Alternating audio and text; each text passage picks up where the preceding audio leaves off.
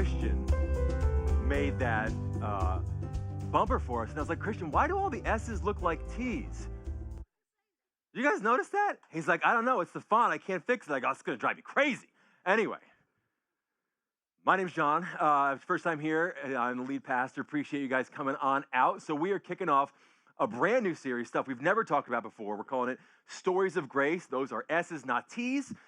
And if you're new to Christianity, or maybe you're here today and you're not really a Christian and you're just kind of exploring this, or somebody dragged you here, whatever the case may be, you might not be too familiar with this term grace. Like, you've heard it, but it's like, what is that? And even though the bumper gave you kind of a quick definition of grace, I want to flesh it out a little bit more just so we're all on the same page for today and for the rest of this series. So, grace.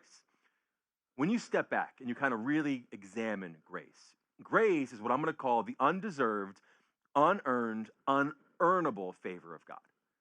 It is favor from God that's not based on anything you've done. In fact, it's in spite of everything that you've done. Grace really is what you crave when you hurt somebody you love.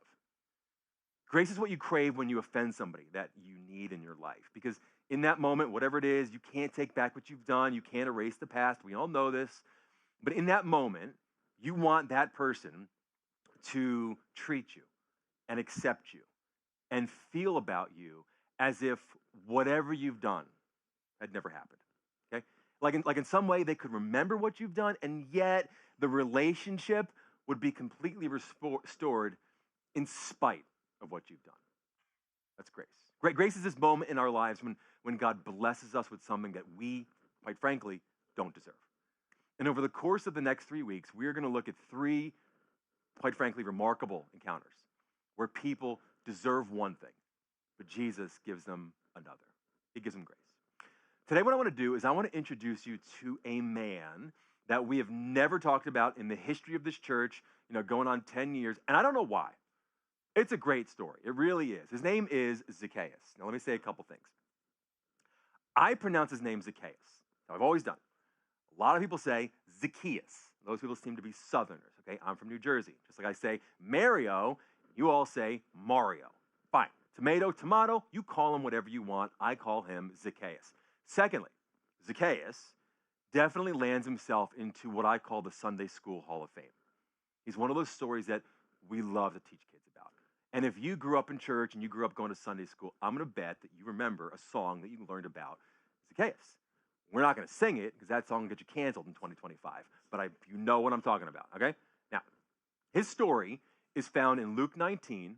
It's only 10 verses, really short, but it really is one of the greatest stories of grace in the entire Bible. So let's just jump through, kind of see what we see. Start in verse 1. Luke tells us that Jesus entered Jericho and made his way through the town. There was a man there named Zacchaeus. So we meet our main character. We meet our guy. Now, Luke is about to describe him in 2 ways. He says that he was the chief tax collector in the region, and he'd become very rich. Let's pause, because this is important. This right here lets us know that Zacchaeus was absolutely hated in his community. In fact, one could successfully argue that he was probably the most hated person in the entire region. Why? Well, first off, Luke tells us that he was the tax collector. So nobody likes the IRS, right? We had April 15 coming around the corner. No one's happy about paying taxes. But Zacchaeus, he didn't work for the IRS. He worked for the Roman Empire. And how did he get this job? This is where things go south for this man. So Israel, where's this taking place? Israel at this time was under Roman occupation, all right? Meaning the Romans came in, took over, and now they begin to tax the locals. Now, here's the interesting thing. Rome would install one of their own guys as the governor in that region. But when it came to collecting taxes, right, this tax collector position, they would actually take bids for the job. Meaning, if I wanted the job, I would go to the local governor and go, hey, listen, I think, I'm John, by the way, I think I can collect a 10% tax for you guys. Somebody else shows up and says, I think I can get you 12%. I do. And then maybe a third guy shows up and says, listen, I'm good. I'm the best, okay? I can get you 20% tax. Here's where it gets worse. As long as you collected the percentage of tax that you promised you could collect, the Romans would look the other way if you squeezed the locals for more. In other words, they would turn a blind eye as you extorted money from the innocent people. So here's how it works, all right? Let's say some widow, right, legitimately owes $100 in taxes. I show up at her door. Hey, ma'am, I'm the tax collector. You owe $150. Now, she's got no legal recourse. She can't appeal, and so she pays up. She hands you the $150. What do? You give Rome their $100, $50 in your pocket. That was a tax collector. Knowing how all that works now lets us know that Zacchaeus won this job. He promised that he would be able to collect more taxes than anybody else. So not only did people know that he won this job, they also know he's stealing from them. But not only was he a tax collector, Luke tells us he was the chief tax collector. He was the boss. So not only did he get his own cut, but he got a cut from all the other tax collectors below him, which made him very rich. But wait, there's more. As if all that wasn't bad enough, Zacchaeus was Jewish, which means he was helping the Roman Empire, who was actively oppressing the Jews, by betraying and stealing from his own people. So not only was he hated and despised because he was a tax collector, he was hated and despised because he was a traitor to his own people. Now here's what I know, okay? And I don't know this from scripture, I know this from human nature. Zacchaeus may have been very rich. Like I'm sure people looked at him and were like, wow, this guy's got it all. He's got the cash, he's got the big house, he's got the fancy car, nice watches, couture clothing. But anybody who gets a lot of money knows there's not enough money in the world to make up for the lack of human interaction, for that lack of intimacy, the lack of friendships and relationships. And Zacchaeus did not have that. He may have been rich, but he was lonely. And I'm not defending him. He did this himself, okay? Let's be honest. This man deserved rejection. He was basically running a criminal enterprise. But he was despised and rejected by people. And eventually, that gets really lonely. He may have had all the money, all the stuff, but he did not have relationships in his life. And I believe, and I'm going to argue, that that loneliness, that rejection caused him to do some soul searching. It gave him spiritual curiosity, and we see that spiritual curiosity playing out in verse 3. Here's what it says. Luke tells us he wanted desperately to see Jesus. Okay, so now remember, the story starts off with Jesus walking through Jericho. Historians believe there could have been upwards of thousands of people following Jesus as he walked through this town. Zacchaeus gets wind of this, right? He wants to see what's going on. And I love how Luke says that he was desperately wanting to see Jesus. Desperately, meaning he was in despair. He was in distress. Okay, he was hopeless. This is a man who had it all, as some thought, and yet he desperately wanted to see Jesus. But watch this. The crowd was in his way. He was a short man. Couldn't see over the crowd. Pause. Luke has just given us another very important detail about Zacchaeus, and I need to handle it very delicately as to not offend. So far, Luke has told us that Zacchaeus was a tax collector. He's told us he was very rich, and then seemingly out of nowhere, like out of the blue, right out of left field, he lets us know that he was a short man and couldn't see. Now, when I was in seminary way back, all right, I distinctly remember learning about this particular passage. So much so that I reached out to my old professor just to make sure I had this right, because it's been a while. And he actually sent me a thesis paper that he wrote on this exact topic. So, here's what I've learned. When it comes to Zacchaeus' height, there has actually been a tremendous amount of theological debate as to what exactly Luke meant when he calls him a short man. And based on the ancient Greek, and based on the ancient Hebrew, and based on, quite frankly, a whole bunch of other stuff I'm not going to bore you with, the consensus among theologians is that Zacchaeus was a little person. Now, as I said, I want to be careful as to how I proceed because this is delicate.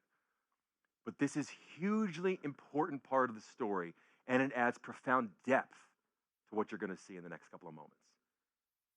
Being a little person is not easy. Not only does it come with physical challenges, right? Not only does it often come with health challenges, but come on, you and I both know people are cruel. Now, thankfully, we've progressed in society to a place where little people are no longer mocked. Um, that wasn't always the case. You know this. You go back 2,000 years ago, it really wasn't the case. In fact, from what I've seen in my research, we have historical documentation that little people were often sold into slavery and fetched higher prices than everybody else because of their potential for humor. Records show that they were forced to get drunk and then made to dance for the amusement of people. This is the world in which Zacchaeus lived. Think about that. This is the world that he grew up in as a child. So not only was he rejected for being a tax collector, not only was he despised for being a traitor, but the sad reality is he would have been mocked for his height. So this is a man who's hurting. This is a man who sadly has probably been hurting his entire life. One of the things I've learned in ministry is that hurting people hurt people. You've heard that before probably.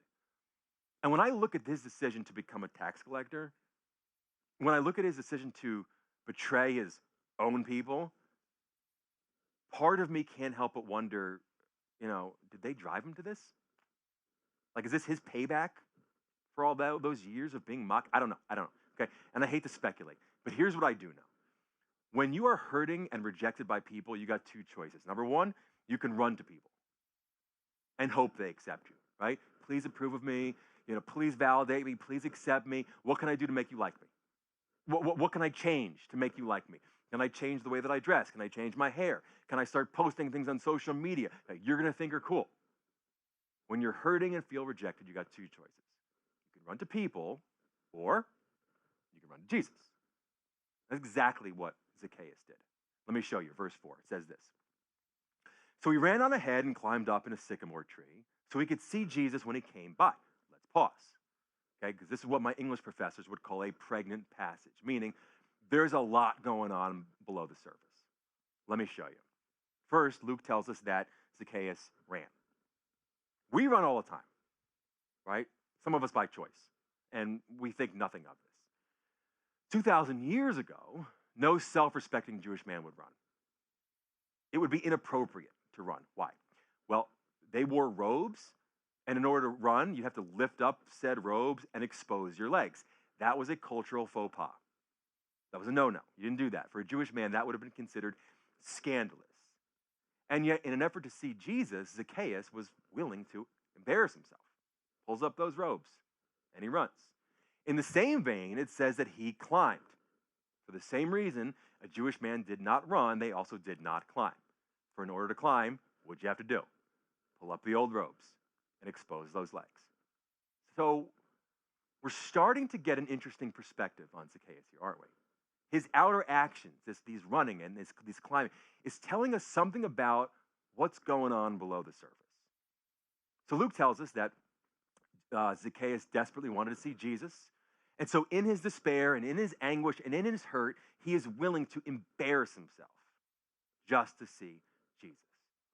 So let me paint this picture for you. Huge crowd, right? Huge crowd. It's a crowd that already hates Zacchaeus. And now they've seen him run and climb.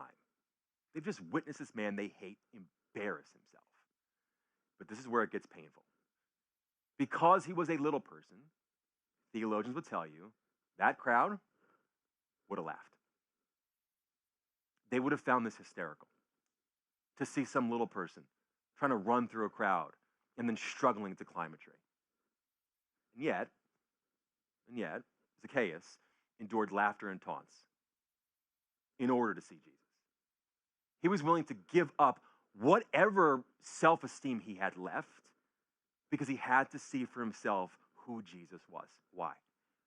Probably because he heard about Matthew, another tax collector, who everybody hated and everybody rejected, but Jesus accepted. And not only did Jesus accept Matthew, what did he do? Made him a disciple. And so he runs and he climbs to see Jesus. There's another great story about a woman who was bleeding for 12 years. And because of this issue, she was rejected by her community. Couldn't go near this woman. And yet one day, Jesus is walking through the town, huge crowd, just like Zacchaeus. and she had to get to Jesus. So what did she do? She pushed her way through that crowd, and she reaches out just to touch the hem of Jesus' garment. And when she touched it, she was healed. There's another story about 4 guys who desperately wanted to get their friend to Jesus, but Jesus was in this house. The crowd was too big. They couldn't get in the door, so what'd they do? They climbed on the roof, dug a hole through the roof, and lowered their buddy to see Jesus. Why do I tell you all this? Because sometimes you need to reach for Jesus. Sometimes you got to dig through a little something to get to Jesus. Sometimes you need to run to him. Sometimes you got to climb to him. Sometimes you need to lay down your pride to find him. And I don't know who I'm talking to today. Maybe it's one person, but I believe there's somebody here where there's some obstacle or some doubt or some insecurity or some fear, and you just got to climb over that fear. You got to run through that doubt. You got to dig through those insecurities to pursue Jesus. Because there's one thing the Bible makes clear. If you take one step towards God, he will run to you. Scripture promises, if you seek him, you will find him. If you pursue him, he will reveal himself to you. If you knock, he'll answer. Listen, today might be your day. Okay? Again, I don't know who you are, but today might be your day. It's your time to say, I need to see for myself. I need to know for myself. And so you reach and you climb and you dig and you run and you make the personal decision to say, I'm going to pursue Jesus at all costs. And he will, I'm telling you. He will, just like you're going to see with Zacchaeus, reveal himself to you. It's exactly what we see in verse 5. Take a look. When Jesus got to the tree, he looked up and said, Zacchaeus, hurry down. So again, picture this. Thousands of people are following Jesus. It's like a big parade. And all of a sudden, Jesus stops dead in his tracks. He looks up in this tree, and he calls out Zacchaeus. All eyes now are on Zacchaeus, and they're waiting to hear what Jesus is going to say. And they're hoping Jesus is going to do the right thing. Blast this guy for being a traitor. And they're thinking, finally, this guy's going to get what he deserves. Ooh, this is going to be delicious. You watch, you watch. Jesus is going to rake this guy over the coals. He's going to call him out of his crimes. He's going to call him out for being a Roman collaborator. I cannot wait. But what Jesus says next, nobody expected. In fact, it was going to be the most shocking thing this Jewish community could ever hear. Jesus says to him, today is my day to be a guest in your home. Now, the first thing I want you to notice here is that Jesus called him by name. And I'm going to guess, I'm speculating, of course, but I'm going to guess that Zacchaeus isn't often called by his real name, right? People probably call him all kinds of other names, traitor, criminal, just various obscenities. Probably grew up hearing words that mocked his height. Probably still hears those kinds of words. And yet Jesus meets him, and Jesus calls him Zacchaeus. He knew his name. He's not from Jericho. He knew this man's name, which in Hebrew ironically means innocent. How about that? It means pure. Look it up. It means righteous.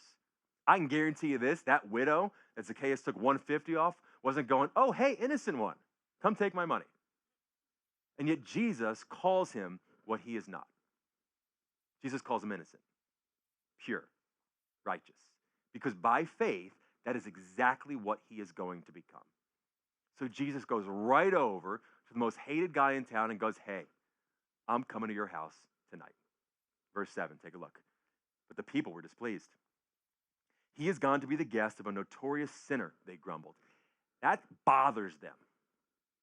It's not right, right? Jesus, listen, you're new here. You're not from around here. You got it all wrong. This guy's a crook. This guy's pathetic. I'm righteous. I mean, I go to church every week. I volunteer. I tithe. I mean, this guy, because of his job, he can't even go to church. I never miss church. This isn't fair. This isn't right that he gets to have dinner with you. And yet Jesus just ignores the crowd, ignores what everyone's thinking, everyone's saying, and he goes right to the one who was rejected by everyone. Why? Because Zacchaeus is exactly who Jesus came for. Jesus famously said that he didn't come for the righteous, or quite frankly, those who think they're righteous. He came for the sinners. He didn't come for the healthy. He says he came for the sick. That's exactly why Jesus walked into Jericho, walked down that main street, and walked directly over to Zacchaeus because he was the most unhealthy, most unrighteous sinner in that entire community. And he goes, hey, I want to have dinner with you. Let's watch this play out. Luke says that Zacchaeus quickly climbed down. I love that. Zero hesitation. Remember, it said he desperately wanted to see Jesus. So what did he do? He ran, he climbed, he embarrassed himself to see Jesus, and Jesus showed up. And Jesus called him by name. And Jesus saw something in him that nobody else saw. And so he wasted no time responding to Jesus' call. He quickly climbed down and took Jesus to his house in great excitement and joy. In researching this week, I came across a great quote from a famous pastor back in the 1800s, a guy named D.L. Moody. Maybe you've heard of that name before. Here's what he said. He said that Jesus saved Zacchaeus from the limb to the ground. In other words, from the time it took Zacchaeus to get from the top of that tree down to the ground, Jesus changed his life. Because he went up into that tree in desperation, didn't he? And he came down filled with excitement and joy. He went up into that tree, a man who lived a life of self-service, getting rich by stealing from his own people, and by the grace of Jesus, he came down a new man. And I'm here to tell somebody today that in a matter of seconds, you can be totally transformed by the grace of Jesus. In an instant, just like that, you could be made totally and completely new. It does not matter how bad you are or how far from God you think you are. It does not matter what society says about you or what your family says about you or what you may say about yourself. In a matter of seconds, moments, you can be forgiven, transformed, spiritually healed, and made new by the grace of Jesus. And in verse 8, we see the immediate evidence of Zacchaeus' transformed life. Let me show you. It says this. Meanwhile, Zacchaeus stood before the Lord and said, I will give half of my wealth to the poor, Lord. And if I've cheated people on their taxes, I will give back 4 times as much. Now that is evidence of life change. Why did he do this? Don't miss this. He did not do this to get the approval of Jesus. He did this because he just got the approval of Jesus. Zacchaeus is showing us that when God gives you what you do not deserve, okay, in this case, unconditional love, extravagant love, the only reasonable response is extravagant sacrifice. In other words, I give you my life. It is yours. I give you my everything. Because of Jesus' love, Zacchaeus actually went above and beyond what the law required of him. The law of Moses, we talked about that last week a little bit. The law of Moses required Jews to set aside 20% of their income for the poor. That was a requirement. But Zacchaeus now goes above and beyond that and says, I'll give away half my wealth. Let's do 50%. According to the law of Moses, if you stole from somebody, which he did, if you stole from someone, you were required by law to give back what you stole plus 20% interest. Not Zacchaeus. He is so grateful for what Jesus has done in his life. He says, I'll give back 4 times as much. Forget about 20%. Let's do 400%. Why? Why is he going above and beyond what is required of him? Well, it certainly wasn't because he was being motivated by the law. It was because he was motivated by love. And when you are motivated by the love of God, you start doing things differently, don't you? You start to forgive people who don't deserve forgiveness. You start to love people that others don't love. You start to use your resources, what the Lord has given you, to help those around you. Suddenly, you find yourself serving God and serving others because you realize that your life is not your life. It belongs to God.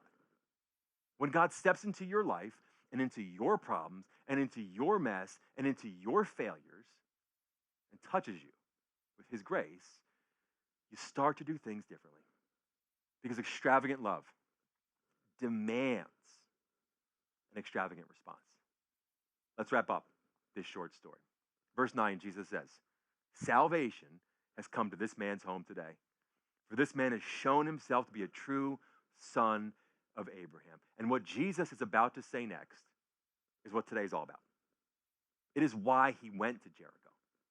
It is why he walked down that street. It is why he walked over to that tree that was holding a man who was despised by all and rejected by all. Jesus says of himself, the Son of Man came to seek and save those who are lost. That's why he's here. This is something we can never forget. Jesus did not come to this world for the found. He came for the lost. He did not come for the righteous. He came for the sinners. He did not come for the healthy. He came for the sick. And when we recognize that all of us are sinners, that all of us, according to the Bible, have fallen short of God's glory, when we recognize that Jesus came for us, our only reasonable response is to give him our whole lives. Because he accepted us, even when we didn't deserve it. So, it's practical. What do you do with a message like this? If it's your first time at Downtown Harbor Church, every single week we put this word on the screen because we want to make sure you can leave on a Sunday and know exactly what to do with what you've heard. So today you got a chance to hear an incredibly encouraging story about a man who was broken, who was in despair, who, to be honest, lived a life of crime, who could have listened to the voices in his head, who could have listened to the voices all around him and stayed far away from Jesus that day. Because he was told, and I'm sure he believed, that he was not good enough for God. And yet what happened? He pushed through that pain. He endured that embarrassment and the laughter and the taunts and the self-doubt to see Jesus. And Jesus saw him. Jesus saw him not for who he is, not for what he's done, but for who he could become. Jesus called him by name. Jesus changed that man's life forever, in an instant. And so my question today is this, and I might be speaking to one person, honestly. Today might be for one person. All my work this week might just be for one person. But here's what I want to know. What's stopping you? What is stopping you from going to Jesus? What obstacle, maybe, is preventing you from pursuing Jesus as Zacchaeus did? Do you think that you've messed up so badly that God could never accept you? Do you think your lifestyle, whatever that lifestyle might be, is so sinful, so bad, maybe you've been told it's so awful that Jesus wants nothing to do with you? Maybe you're afraid of what your friends might say. Maybe you're afraid of what your family might say if they found out that you're now following Jesus. But you know deep down, just like Zacchaeus did, that there's something missing in your life. You know. There's an emptiness that you just can't seem to fill. You know. Here's what I want you to know, okay? Jesus came for you. Literally came here for you. And Jesus wants to change your life. And here's the best news of all. You ready for this?